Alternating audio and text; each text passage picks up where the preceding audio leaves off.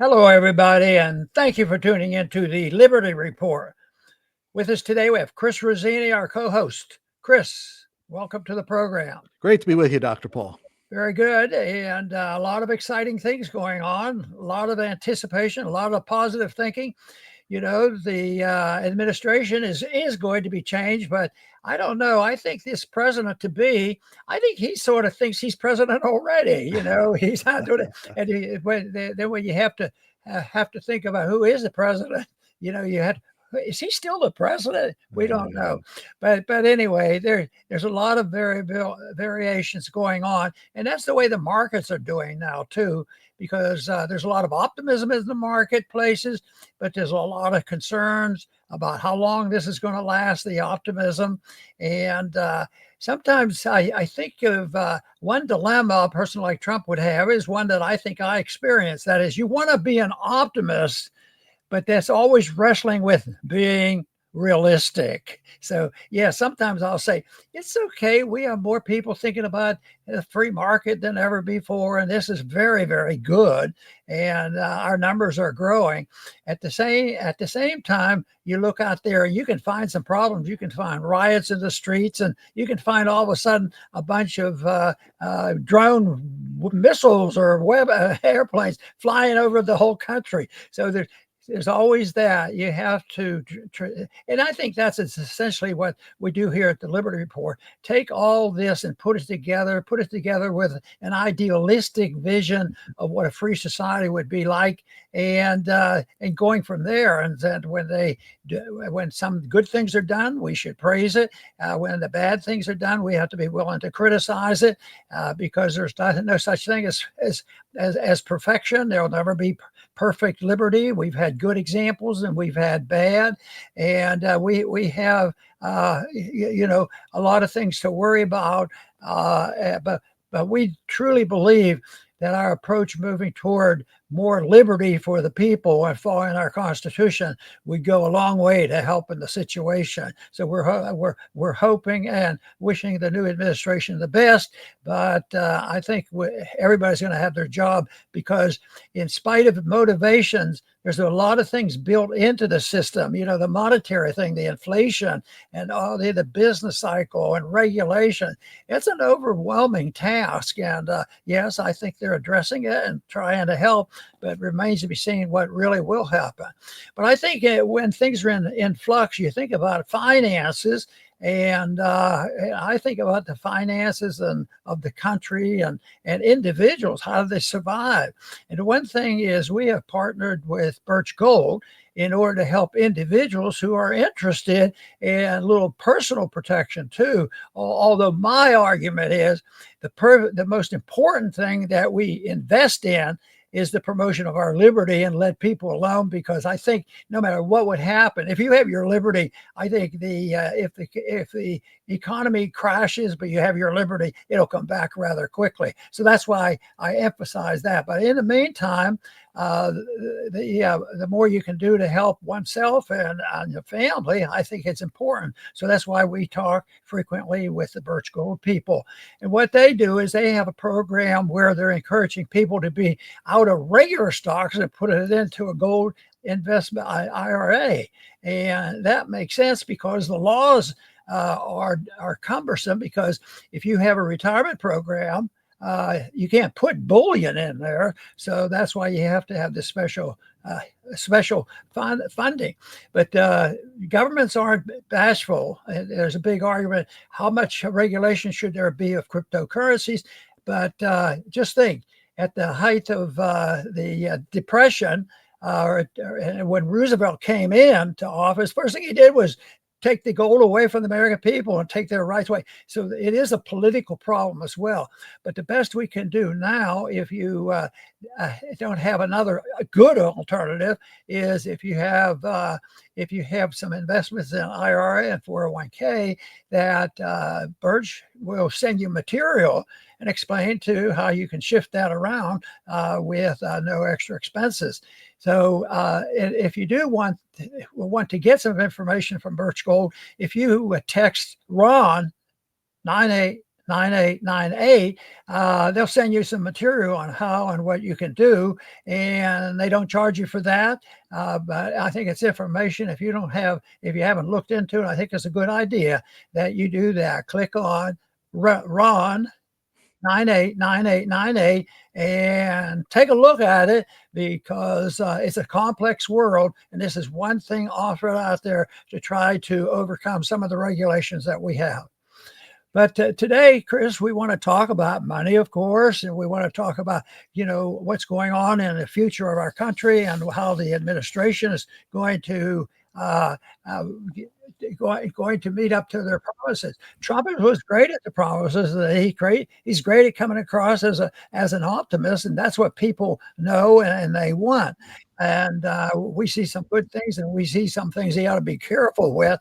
And I always was very cautious, because I never wanted to overpromise. I was very cautious when I said, I'm going to a medical school. I said, I better go to medical school before I brag about it. In the same way, I'm going to Congress. Well, I never really cared about going to Congress, but that happened. So it's something. I think the promises are helpful, but you have to follow through. And one of the things going on right now that Trump is pushing in order to help keep the economy going and stimulate the economy, and it's participating in expedited regulation approval. That is, if you have a couple bucks and you're overseas and you want to come to America, Trump wants to invite them in on one condition: bring $1 billion with you and invest it here. And, superficially, that sounds pretty good. And I think when people have tried this in the past, it does work to a degree, but it's not a final answer. I like the idea and encourage it. But the one thought that I had was, if it really works, why don't we take this as evidence?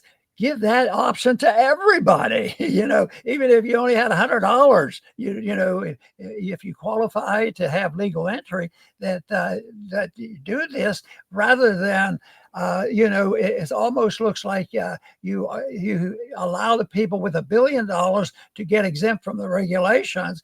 And I think the most important thing is to show that's successful, that people will come. But it also means if it's good for them, it should be good for all of us. And that's my position of it in general. But Chris has done some thinking about this, and he would like to see it tested as well. Chris? Yes, Dr. Paul. Yeah, Donald Trump he wants America to be open for business again, and you can't help but support that. But he is handling this like a businessman. Anyone that wants to invest $1 billion in our country will get expedited through the red tape. It's good. You can't say that that's a bad thing. Anything that gets government out of the way is a good thing.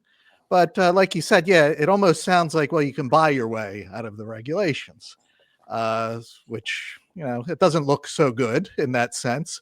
And I think also of the small business people, because that is what made America great. I mean, look back at the old TV shows. I watched them, and Americans we were doing everything. Today, we manufacture and do nothing, service, we push papers, stuff like that. So the small business, they don't have $1 billion to get past all the red tape.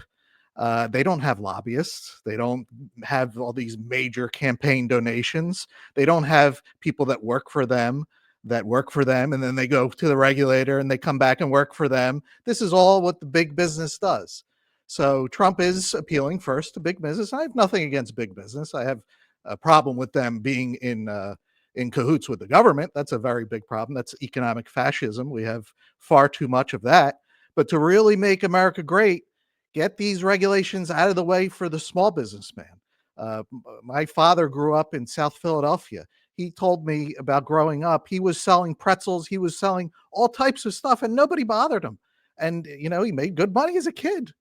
Today, that's unheard of. We don't even know. All we are is consumers here. We don't make.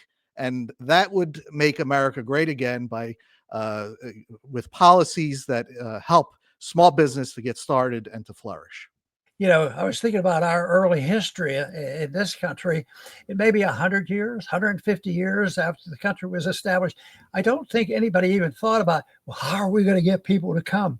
Mhm. How are we going to get them to come? If they can bring some money in and open up a business, Mhm. liberty was here, freedom was here, and it was exciting. And people just wanted to get here for a very positive reason. They didn't look for handouts, and they weren't into the welfare system. It wasn't illegal immigration massively that we've just listened to recently, but people did come, and they didn't have to have $1 billion or $1 million a year, even $100, but they came, and it was very helpful. So that, I think, is important. I think dealing with a situation, and how you can get a system that's fair to everybody. I think one thing that they forget is that it's not as complicated as they think. Sometimes they think of socialism and communism and all these ruthless organizations. Then they also talk about laissez-faire. Well, we don't want the ruthless dictatorships. And most people say laissez-faire. Oh, that sounds very sinister. So they don't get interested in that. But what we've adapted to, and I think it reflects on our difficulty in trying to sort this out and have corrections and improvements, is that is that the what we work with is called interventionism. We accept the notion that our government should be very much involved. Well, the one place where they were supposed to be involved was give us sound money and legal tender of gold and silver. They totally ignored that and gave us the Federal Reserve. So, but otherwise, everything else is interventionism. So that means it invites groups to come in and say, my intervention is this, ABC. I want this. I want my union to have this benefit. I want my businesses to have this benefit. It goes back and forth. Everything fits in. So almost anything you want, it can be fitted into interventionism. And interventionism, generally speaking, drifts toward more and more government, because it's found then that the dictatorship of the majority is worked into this, because as soon as you have 51%, you can demand anything you want. And then people get a little bit lazy and they take advantage. Well, this is helpful. I want the government to send me this and do this. So it's the interventionism per se. But today, still, the educational process we have still makes an effort to get people to understand that we don't need that much government. We need government to protect our freedom, and the people will find out what kind of intervention we really want. So we want honesty and honesty and money, and we want to be able to, have voluntary contracts and these sorts of things. That's the thing that makes a big difference. But if you have interventionism, I think you end up with what we have now. But then when it gets so bad, then the people have to speak out. And I'll use the example of COVID. They finally got so bad with the government running that show that they said, no more. We've had enough of this.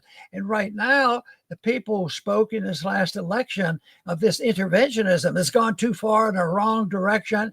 But I would like to see them and give up more on interventionism per se. It's rather than saying, well, let's do a little bit here, a little bit here. How are we going to balance out? If we give the union something, we have to give the businessman something, and that can all be worked out with voluntary contract. So that's a little bit more precise on what I think has to be done, because I think the witnessing of the last century or so, especially since the progressive era, we have allowed the noisy people to get what they want, and that's why we have this messy system that we're trying to clean up.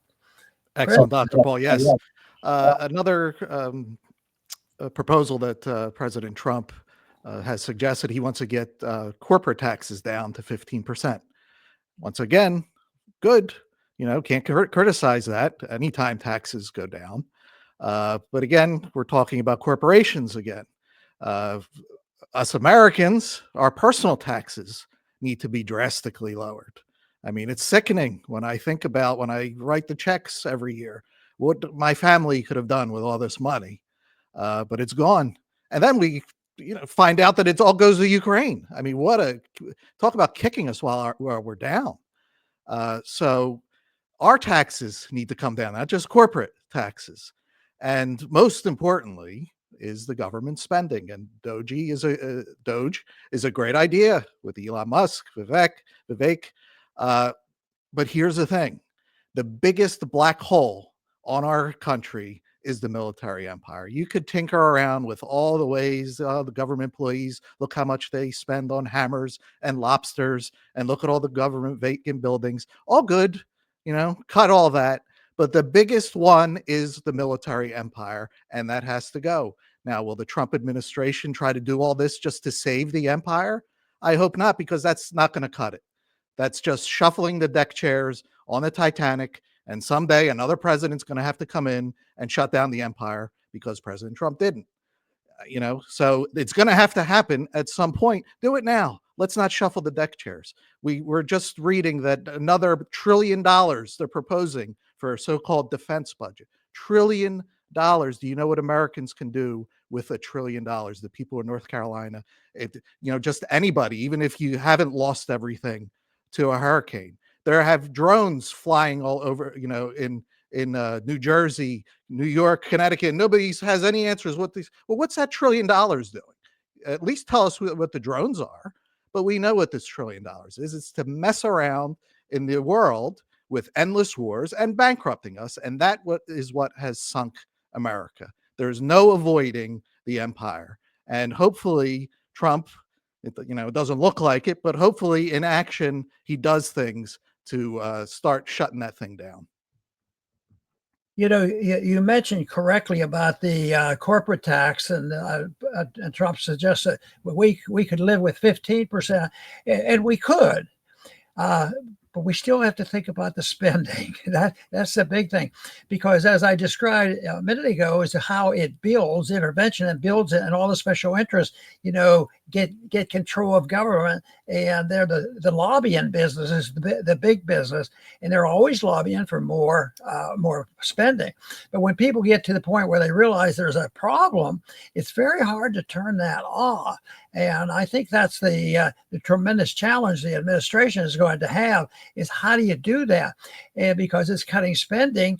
So just think, let's say that the budget is so far out of control that theoretically, in the old days, you could have 80% less government and we still could survive. But what happens if somebody proposes, in order to, save the system and work our way back to a sensible monetary policy, what should we do? Let's count 1% out of everything. Can you imagine the chances of that passing? 1%. Oh, you're going to cut my Social Security. The Democrats were right. They always said the Republicans were against Social Security. Well, that's the political reality and the emotional reality of it all. But and it is true. If you do some significant cutting, some people are going to be feeling very unhappy about it, and they're going to be temporarily hurt. But the whole thing is, what they don't want to think about is, if we continue, and Chris, you already mentioned about how the debt keeps going up, 36, and it's going to go up another trillion, 2 or 3, and it's sort of on an exponential curve, and I don't see it slowing up. I think the effort is great, and there will be some benefits. There will be some freeing up of some things in the market, and that helps. That helps increasing productivity. That helps to keep prices down a bit. But it doesn't solve the problem of debt that needs to be monetized by the Fed. And that's where the stickiness is of inflation. It's there, and we have to deal with that and recognize it's very, very sticky. And therefore, we have to get people convinced that if you refuse, that you can't bite the bullet and say, well, we have to admit it, we have to cut back on a little bit of spending in reality, then it's just going to continue. But they have to believe that if you continue to do this, yes, the spending will be cut. The dollars won't buy anything. So it's like cutting. I mean, if your dollar only buys 20 cents worth of stuff, you've just lost 70, 80% of your spending. So it was cut. So the market does the job for you if we don't. But that is where the real danger is, and we have to be realistic about that. Chris? Fantastic, Dr. Paul. I'll finish up with the final Trump proposal, and that is tariffs. And he seems very set on this. It seems like he has lots of support from at least what I see online from people. So it looks like that's the way we're going. On the one hand, I get it, even though I don't agree with it, because as we've been talking about, what's manufactured here in America. It's easy for your mind to go blank. And I'm sure there are things, but in general, and compared to how it was, it's very little. I was Christmas shopping last week with a few people, and we went to this store, and it was just bursting with stuff everywhere you look. And we walked out, and I said, who's making all this? I said, do you know anybody here that is in manufacturing? Because I said, I don't. And they didn't either. We don't know anybody that manufactures, yet we have all this stuff, bursting out of these stores. So I get the appeal of, okay, well, make Americans pay more for stuff from overseas so that you could help business here. I get the appeal to that. But the problem is Americans pay more, as consumers. Inflation is outrageous today. The last thing I want to do is pay more, and tariffs are a slippery slope. We have a bad history, especially in this country. You have the Morrill Tariff of 1861 that led directly to the Civil War, to the South secession. It was because tariffs were outrageous that were imposed on the South. And then you had the Smoot-Hawley tariff of 1930 and the Great Depression that followed after it. So tariffs have a bad history because they're a slippery slope. Other countries want to retaliate, and then you retaliate again. And then we get to the point where Frederick Bastiat says, when goods don't cross borders, soldiers will. And then you end up at war. So tariffs are a very slippery slope. It's much better to cut the state, what they're talking about with the Doge, with the taxes, with the red tape. That's the way to go about it. Tariffs can go go to a very dark place. And, it looks like that's what we're heading to. I guess the best advice that we could say to President Trump is be very, very careful. On many occasions, there have been items which we can't compete with foreigners. I mean, there was a time when people wouldn't buy an American car; they wanted to buy a foreign car, and the problem was the ability for us to compete. But we have to remain in denial of that because America always competes and we're always the best. So they say that, no, you can't do that. So what we have to do is keep the competition out because they're stealing our market. So it's very, very hard to say, well, maybe we have too many regulations. Maybe we have a monetary system that encourages price inflation, and maybe it's our fault to a large degree. Maybe our educational system is not, the best, and introduces these bad economic ideas. But I think we have to be realistic that if we have a problem on any item whatsoever, say clothing, people can make clothes pretty good overseas, and I bet you that a high percentage of our clothes. I look at some of my things I have. Every once in a while, I'll see made in the USA, but we can't make it as cheap. So why deny that to people? We want to be in denial. So they say, there's a limit to that, because what if they said, well, that's true. 80% of our clothing comes up from overseas. Okay, let's put a 20% tariff on all clothing coming into this country. How would that help our people? But if the problem is our monetary system, too many regulations, and an attitude that encourages us to have inefficiency in our markets, and that has to be addressed. You can't substitute it by saying, "Oh, okay, we don't want to see. We can't live up to that type of competition. We can't compete with it." But actually, it's an economic benefit. All things being equal, if people can produce something at half the price that we can, that's a blessing. So we buy from them, we save half our money, then we buy something else. I mean, we're not going to quit doing, building anything. But the whole thing is we have to realize we want to do something to make sure that our economy is very productive, because production can cover over That's why some of these tariffs will work. You have protection for a little bit. Oh yeah, and businessmen here, benefit by it, and things go up. But those are temporary things. But if you can increase production,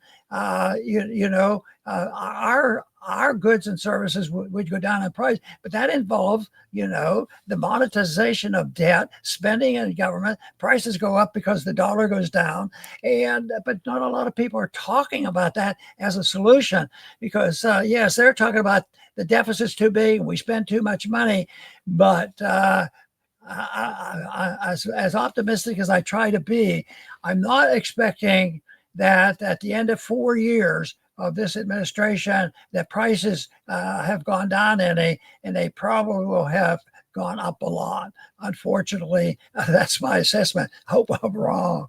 But I do want to thank all our viewers for tuning in today to the Liberty Report.